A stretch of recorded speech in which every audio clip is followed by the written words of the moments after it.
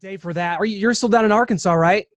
Yep, I'm in Fayetteville, Arkansas. I was just by there 2 days ago, coming back from Shreveport, and like, man, some of those golf courses you go by, like in Bentonville, it just looks beautiful. I'm gonna have to stop in sometime. Oh man, and well, if you got extra change to spare, they're pretty pricey. Okay, never mind. I'll stick to my 9-hole course here in KC where I'm at. They're pretty pricey. I play it once a week, and I'm done. That's it.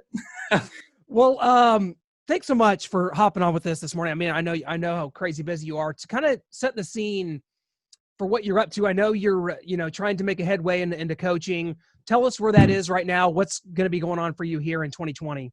Yeah, so the past 2 years, right when I got into coaching, I was blessed to even be in the situation I was. I went back to Greenwood High School, where the famous Rick Jones left this past year to go to Missouri. That 1 year I was with him, I learned so much because you think you're since you're a player, you know it all, and you don't. There's so much more that goes on behind the scenes.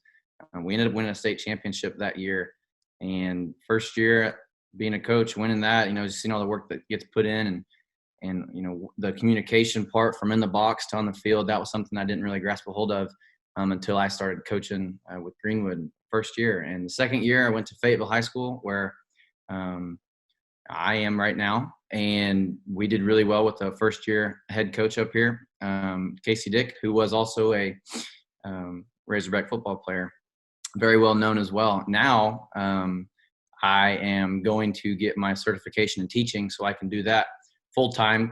The previous 2 years I've been trying to get into college, and that window kind of shortened on me. And when they say, when nothing comes a knocking, build yourself a door. So in the meantime, I'm trying to build myself a door, work on that resume, get that certificate going, and hopefully we'll see, where it goes in the future. But for right now, I took an OC job in Oklahoma. So we just started this past week, and camp starts Monday. So I needed to get out and enjoy some sun. Wow. So, well, that's incredible. And you talk about, I mean, you're only 25, 26 years old. And that window for a grad assistant job closes rapidly. And especially, unfortunately, at a place like Arkansas, where there's been so many coaching changes, does that hinder it a bit? Yeah, it does. And of course you're from Arkansas. You played for the Razorbacks. Everyone wants to see, in quotations, a former Razorback coach the Hogs. Okay, not just someone from a team that was mediocre or kind of. No, we were. I mean, most people say we were the last best team Arkansas had, and they're like, man, they could really use some of that juice out there, some of that energy, some of that passion, and really that's something you can't teach. You got to soak it in. And that was my whole goal, was just trying to be around those guys as much as possible. I still go up there and I train those guys, once or twice a week, and we get work and we get the work. And, they say, man, who's your roofer, yada, yada, yada. That I understand that, but hey, maybe God's calling me to give this knowledge to high schoolers, to give them an extra, limb up going into college than, a rookie going into college and not knowing what to expect. Well, take us back through the last couple of years, because I know you spent a couple of years with the Dolphins there and were on the practice squad. You come in there, and then the Alliance of American Football, and that doesn't work out. That league kind of folds up. What at that point, was it just like that? I feel like that the door's slamming. I mean, you have the XFL starting up, which of course has also gone out of business again, unfortunately. Too. Where were you at kind of after the Alliance of American Football thing doesn't work out? Was it just it's over, or what happened there? I was kind of I wasn't necessarily forced to quit or retire, but I had multiple concussions through high school and college, and I got one in the NFL. And after that year they released me, I was like, okay, cool, I'll go hop on another team. Well, that was like a liability to other teams. Like, oh, he has all these concussions, kind of like the Wes Welker effect. You just got to be careful with your head and your noggin. And went to the AAF and went through camp, was with the ones, was starting, made really good friends with Manziel, and we had a great connection. It was a dynamic duo. And, he all of a sudden goes off and does his thing, and then he gets called up to play, and I'm not there. And he's texting me like, yo, where are you at? And dude, I got concussed like 2 days before season. I don't know why we're banging heads out there. That was a coach's decision. I really don't believe that the coaches were doing practice and camp in the best interest of the players. And you all kind of see and watched how it unfolded. Coaches were making more money than the players, and it was just like, we're the ones, doing all this stuff. And that concussion kind of set me back. And I was like, do I really want to go back into the political football world of playing, or can I make a difference and make a change by being a coach? And that's where it's like, boom. Okay. And you see all these head coaches and OCs that are young in their late 20s, mid 30s, kind of that range. And they're in college and they're doing all these great things. Well, where'd they start? Well, okay. Majority of them came from high school now. And a few of them are from GAs, and they get under, a great head coach, and they learn it's just a tree that trickles down. And then, that's kind of where it was like, okay, you got to stop, no more concussions. There's more than football in this life. And what I've really grasped a hold of football, and what I can take to the future is just that motivation factor to keep going beyond football. And a lot of coaches don't say that. A lot of coaches say, you got to play as long as you can. And I'm like, hey, look, play as long as you want to. Because when you feel like you need to play, that's when everything goes away. That's when your love, that's why your drive, that's where your desire goes away. You have to want something more than you need it. Well, take us back a little bit, coming out of Greenwood, Arkansas in 2012.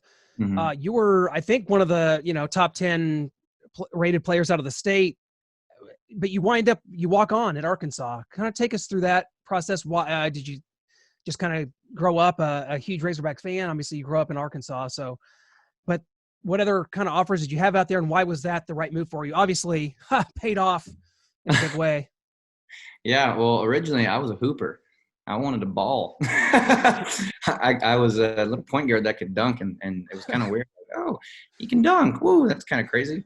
Had a couple offers for basketball, and after my sophomore, junior year of high school, it was like, hey, you have a bright future in football if you stick with it. And I was like, I don't have the genetics to really get there. And they said, genetics ain't crap. I mean, you go in there and you work your ass off, and stuff's gonna pay off. So I was like, okay, cool.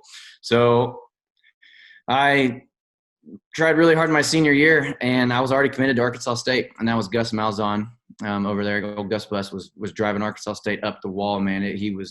That was his boom. He can coach. He got it. He got this team that no one's heard of, and now he puts them on the map in the rank in the top 25. It's like, okay, Arkansas State. So that's when it was like, okay, I like this guy. He means well. He knows what to do with the players. He puts them in great position. So I went there. I chose there. I was going for it. And right after the state game, my senior year, Tim Horton hits me up and says, hey, Drew, I want you to come take a tour of Arkansas. I was like, okay, sure. Behind Gus's back, I went and did that. And, as a kid, a child with your brain still trying to develop, you don't really know what's best for you. So you really rely on your parents. And I relied on my dad a lot during this time. And he basically said, if you don't take this visit, you might as well just throw your future away, because this is a platform that you can use to just keep going up and up and up. And I didn't see the long-term goal. I saw the short-term, get there now, play and be good and go to NFL. Didn't care. So, I think it was maybe a day or two before signing day, Arkansas actually offered me, and I was like, well, I technically consider myself a walk-on. I still have that chip on my shoulder because I was going to go to Arkansas anyways. The toughest decision I ever made was switching from Arkansas State and Arkansas. I was like, I could duck hunt in East Arkansas, and I can go party in Arkansas. What do you want to do? As an 18-year-old, you want to go party, of course. So I chose Arkansas, and that was the only thing on my mind. And after that freshman year, everything changed. It was like, wow, I'm glad I chose Arkansas. Gus, honestly, he's still one of my good friends. I text him all the time. Text him and Tim Horton. He tried to get me to go to Auburn with him, and that was tough because I was like, oof, family over everything. I got to go to Arkansas. I'm an hour away from family and what so. So that's what I ended up deciding to do, is just stay close to family. Well, just kind of talk to us about the culture at the University of Arkansas and kind of the fandom and what you experienced there, because I having myself kind of finishing up on a documentary, I went around to every SEC environment. I've been to a game at every place now and filmed there and got really immersed. I found Arkansas to be so unbelievably charming. just a tremendous fan base, great culture there. Fayetteville's a great town. Dixon Street's tremendous. Just kind of that was a lot to heap on you there, but just all right, take us through it. We all know Dixon Street's great. You got the best of Baker Mayfield. But not till you were 21. You didn't find that out till your like senior year, right? Of course. The best fans when you're winning are the Razorback fans, and the worst fans are when you're losing, and that's the Razorback fans. When you lose, they turn on you in a heartbeat and throw you under the bus, and when you win, they praise you like you're a god.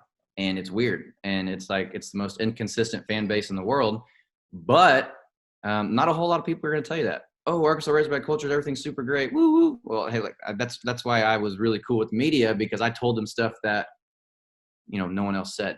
I was honest. I loved Arkansas. I love the culture. It's beautiful. I chose it not based off of the culture or the coaches or the facilities or anything like that, or not even the fan base.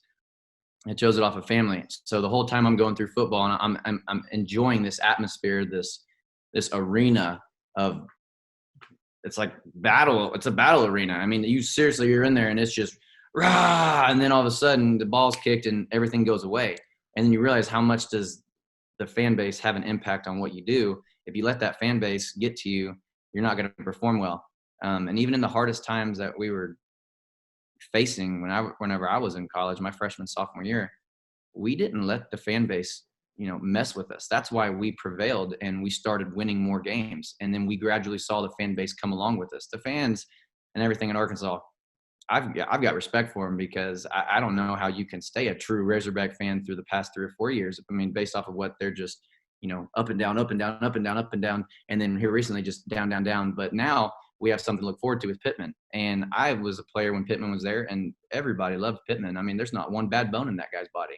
I don't think I've ever heard him chew anyone out, to be honest with you. If anything, it's just more positive reinforcement, hey, building you up and all that kind of stuff. But the culture at Arkansas, nothing compares to the culture on campus. Other than that, I think the other best thing is the food. You can't beat the Southern cooking. Well, you wind up being a second-team All-SEC performer at Arkansas. Tremendous honor for you to have accomplished that. And Brett Bielema started to bring that program up. You're kind of hovering seven win seasons, 8. You got to 8, and it didn't end well for Brett Bielema the year after you graduated. I was actually at your last regular season game, Missouri and Arkansas. That was an upset win for Missouri that day. You guys go on to, of course, to a bowl game before you finished your career. But just kind of talk about your career there on the field and how difficult it is, because in Arkansas, people, you got LSU, you got Alabama, a lot of years you got Auburn, and even while you were there, you had Mississippi and Mississippi State trading off being top 5 teams at one point or another. So just what kind of a challenge is that for Arkansas to try to overcome? Yeah, I mean, we were right in the midst of the SEC dominance. There was no Baylor, there was no Texas, USC, Notre Dame. There was none of that. It was Alabama, LSU, Mississippi State, and Dak Prescott. I mean, Texas A&M.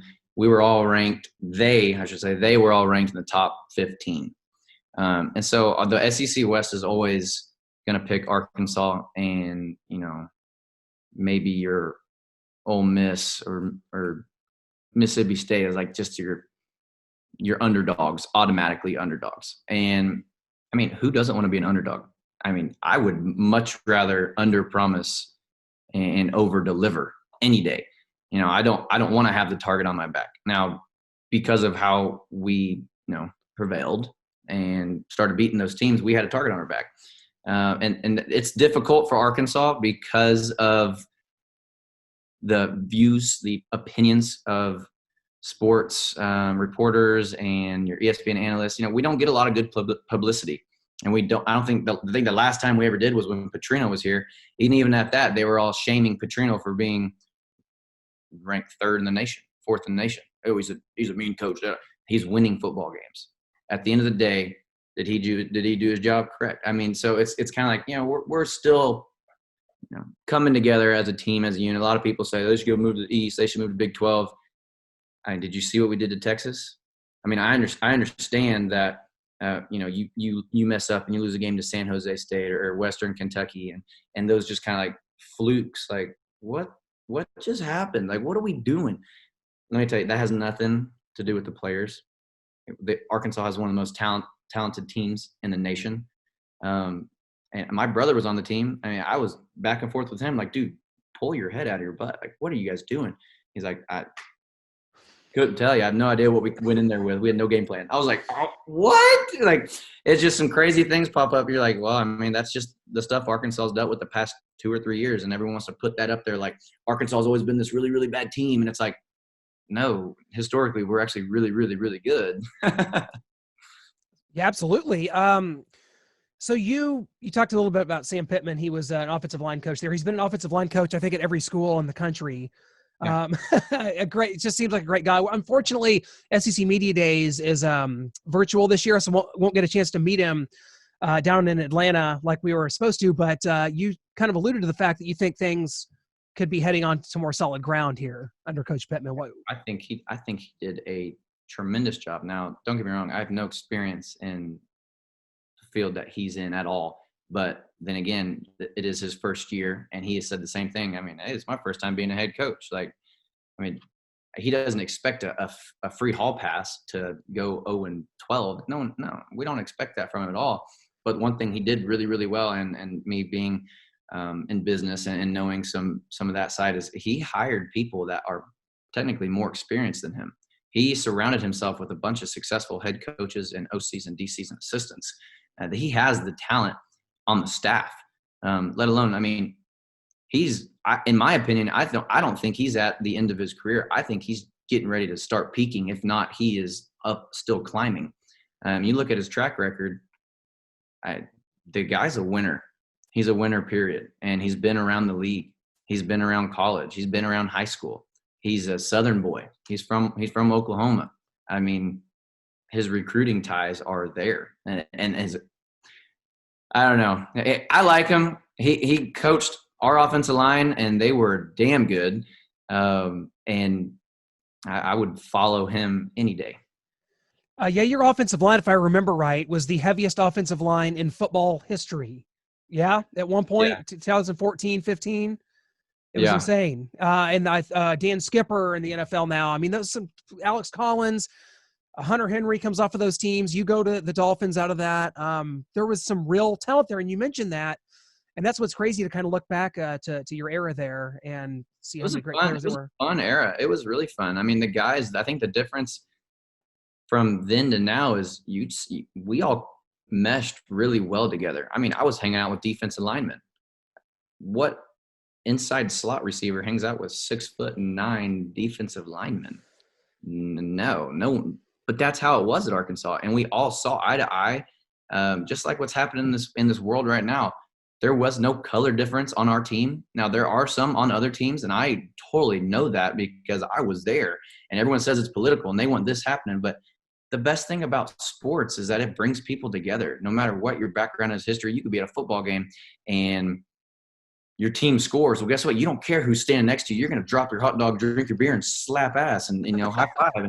And you don't care what they believe in or who they are, what they look like. And it's like, that's the sports world needs to come back. If anything, that's what needs to happen. And that's one thing that has changed from that era to this. I'm not saying Arkansas has bad chemistry in the locker room at all. I don't say that. I'm not saying that. I don't know that.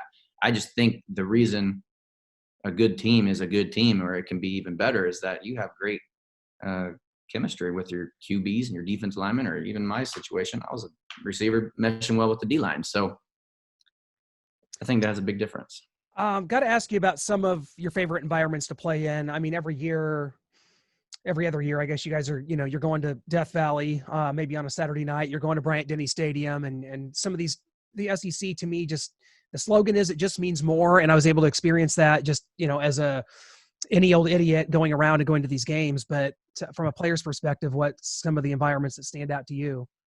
The one environment that I felt like we have already lost the game when we walked into, and this was like the one time, because normally I felt really good about myself. I was like, okay, yeah, I got this. This is going to be cake. We're going to be good. We're going to get a W. We prepared really well. It was Tennessee. We walked into Tennessee's house, I think my junior year, and we were projected to lose by 21 points. And from the opening kickoff, when we kicked the ball off, Eric, I think it was Eric Berry Jr.'s brother or something like that, younger brother, took it to the house, and I was like, yeah, this is going to be a dogfight. I was like, I knew it. I had that feeling. I was like, right when we came in, I was like, oh, I knew it. We ended up winning the game, and that was actually really fun because it was like, dude, I've never heard 110,000 people stop screaming like that. It was like, this is what we're capable of doing, and like just the crowd atmosphere. Oh gosh, I was like, you know what? If Arkansas could just make a dome, it would be so much louder. But and they closed it off. But I still have yet to see a packed out crowd. So I'm hoping that it happens in the near future. I want to see everything be sold out because when you get a bunch of drunk Razorback fans running wild, yeah, there's no. Everything has to be signaled. You can't talk to your left tackle if you're a center. You can't yell out, point it. It's impossible. Arkansas has the loudest stadium, period. Loudest stadium, but just the craziest environment walking into away games was definitely Tennessee. Alabama can't touch Tennessee no matter how. I've been on the field and we've gotten our ass kicked by Alabama every time we play them. And it's like, okay, like we understand now. I'm guessing it'd probably be a little bit louder if it was a closer game, probably. But the only time we played them close was at our house. And I mean, I guarantee Alabama couldn't hear a word coming out of their coach's mouth. I couldn't. All I heard was vibrations. It's like about LSU is to me was really stood out. The Saturday night in Death Valley is a real thing. What about that? I don't like LSU. I don't care to talk about them. Their stadium sucks. We beat them there. I don't really care. We took the boot. I can say that. I don't know about other guys, but we took the boot. We owned it 2 years. We were good. We were fine. They weren't amazing after Jarvis and Odell left. You know, that was kind of their rebuild year when those guys kind of got out. I actually played with I totally blanked out. Their quarterback, Jarvis and Odell had that quarterback. He actually played with me in the AAF. He was our quarterback. Dang. Okay. But I played with them, and we used to talk crap all the time. I played football with Brad Wing, their punter, in the AAF. And that wasn't Mettenberger? It was Mettenberger. Mettenberger. That's exactly who it was. It was Zach. And, I mean, it was funny because, like, we meshed and bonded real well. And the cool part about it is nobody cares what school you go to. You all get to find one thing to talk crap to each other about. And then once you realize, okay, he can give it, he can take it, yada, yada, yada, then it's like, man, we're cool. Like, so that's just my beef to those guys. And then when I was in Miami, I was still talking crap to Jarvis. So, absolutely, as you should. The SEC, while you were there, when you got to Arkansas, adds 2 more teams, Missouri and A&M. A&M to your division, and then Missouri goes over and it becomes Arkansas's permanent rival. And Missouri has had really good success against Arkansas here. Did you feel like that was a rivalry at all? Is it one? Could it ever be one? Or is it just SEC has to force this? They call it the battle line. Is it a real thing? What did you feel? I don't know. I feel like the media boosted it up a little too much because we didn't really care about Missouri. We were like, it's the last game. We're going to a bowl game. Yeah, the players like, yeah, we got to finish strong, finish tight. But I don't.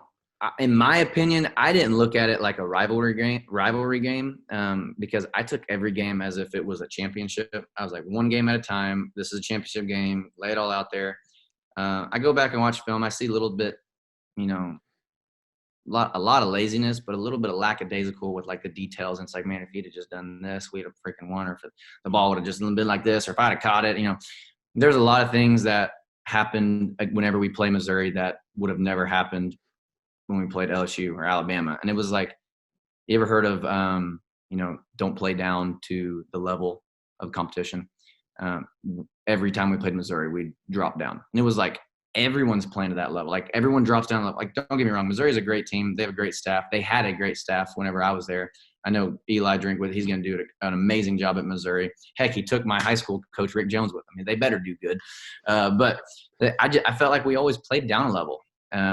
Game planning wise, it was real sporadical, but there was nothing like super set. Like, hey, we can go in here and run our whole offense on these guys. And I think that's what hurt us a lot instead of just sticking to one thing at a time.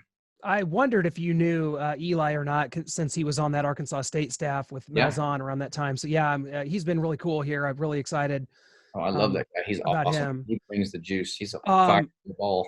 It's crazy. Like literally, as we're sitting here, it's pulled up. So either one of us are going to have really any basis for this, so we don't have to get too crazy with it. No, we won't. No big headlines or anything. We won't make any headlines today. But it says Brett Bielema is suing University of Arkansas for $7 million. When was this? This just happened just now. So, what? So Arkansas. That's one thing. No, we don't know all the details. This is a tweet by Mitchell Ford, good friend of ours. But Arkansas, you get in that trap, and I think schools like Kansas, when you're consistently turning over coaches, and you get in this trap, and you're paying 3 or 4 coaches at a time, and the finances get real sketchy, and it's just. Obviously, it didn't end well for Bielema there, but that's kind of unfortunate that that's going to be the case. You said it was Mitchell Ford? Yeah. Sorry, Pat. I said Pat. Mitchell's our guy here in Missouri. His dad, Pat Forty. Pat Forty with a D with a DE. 40. We're not live, so I can take a second here and check. No, yeah, you're good. I just want to see it with my own. I'm looking for it too. I'm looking at my. It was an hour ago. So Forde. Yeah, former Arkansas coach Brett Bielema hit the university's Razorback Foundation with a $7 million lawsuit Friday, claiming it reneged on their buyout agreement after firing him in 2017. Jocko, hush up. Sorry, my bad. Bielema. I'm just gonna. I'll search it later. That is. Yeah.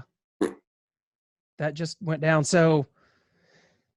Tough spot for Arkansas to be in. It's a tough situation when you've got coaches on the payroll after they're gone. Yeah, it can't help financially. And Bielema got fired the year after you left, so you weren't there. But no, my brother was though. I mean, the whole thing with coaches' contracts. I mean, I remember, the word a pair of lips will say anything. Media. I've learned to.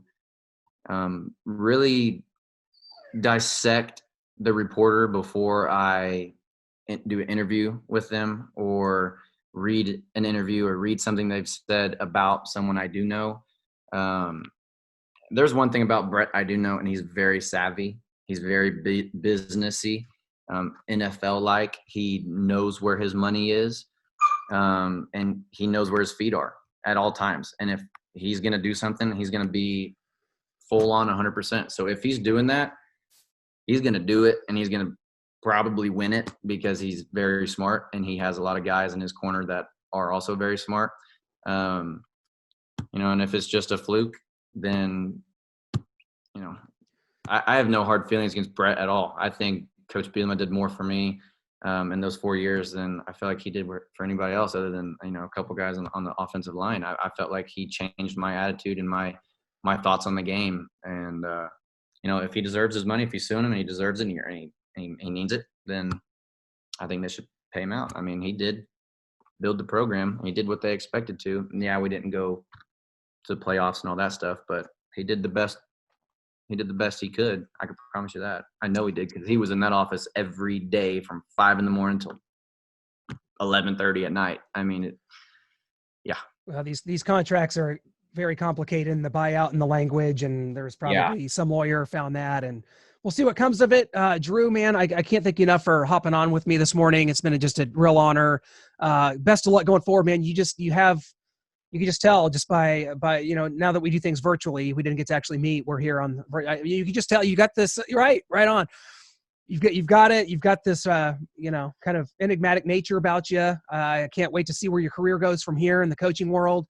Hope to see you on a college sideline someday. I think it'd be tremendous. I know our receivers up here at Missouri could use your assistance someday. You just never know, man. You never know, right? You never know. Hey, that's one thing about college football is, man, networking. You meet so many people. Use your platform. For all the college kids that hear this or watch this, man, use your platform. Enjoy the time you have. meet the people, save their contacts, and reach out to them. Send handwritten letters and put in a plastic baggie because of COVID. But just be nice. Enjoy it. Take your visits too, kids. Take your visits. You never know what will happen. Drew, thanks so much, man. It's been a true honor. We'll catch up again soon. Best of luck going forward. We'll definitely look forward to watching you and your career progress in the coaching world. Can't wait, man. I appreciate you, Clint. Reach out anytime, man. You bet. Thanks so much. Have a good one.